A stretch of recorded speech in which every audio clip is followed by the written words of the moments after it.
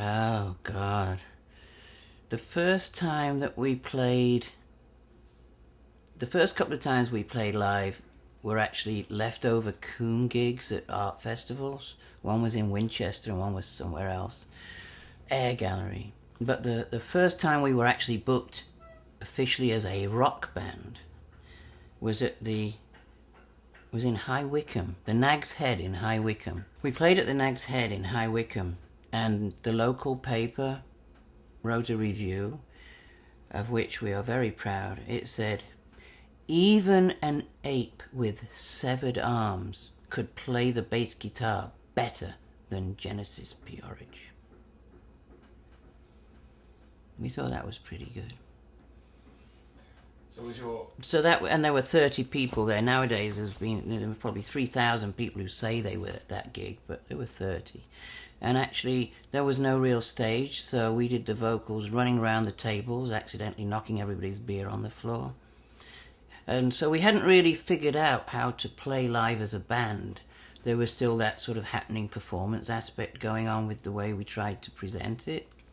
And Sleazy, Peter Christopherson, for the first 3 or 4 gigs, wasn't on stage. He was actually in front, and he had a table, and he would do the mixing live from his table and add the tapes in from that table.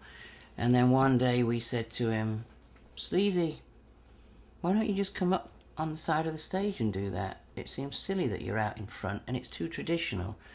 Even if you're just going to mix it," which originally he didn't know if you wanted to perform as such, "mix it on stage where we can see you, and that's something different.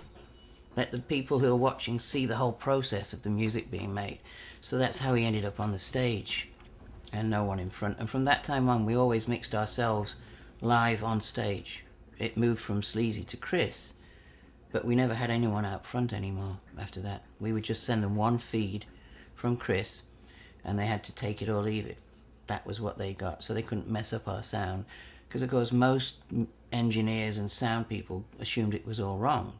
What was all these noises? Who was making which noise? Why didn't anything sound like a note? Where was the music? It was very confusing for people. They really hadn't heard anything like that before, and they were adrift in this world of chaos. Because even when punk happened, which was parallel, it was easy to tell that it was a bastardized or a new mutated form of rock and roll. It was still 3-4 minute rock songs, but it was just fast and adrenalized, and it was full of amphetamines and beer, and it was angry, but it was a straightforward form. With TG, there was no form. We had that classic joke we would say to people, how punks would say, "Learn 3 chords and form a band," and we'd say, "Why learn any chords?"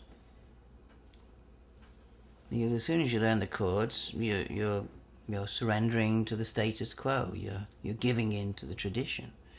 So our whole reason to do the thing was to say, no, there are no rules.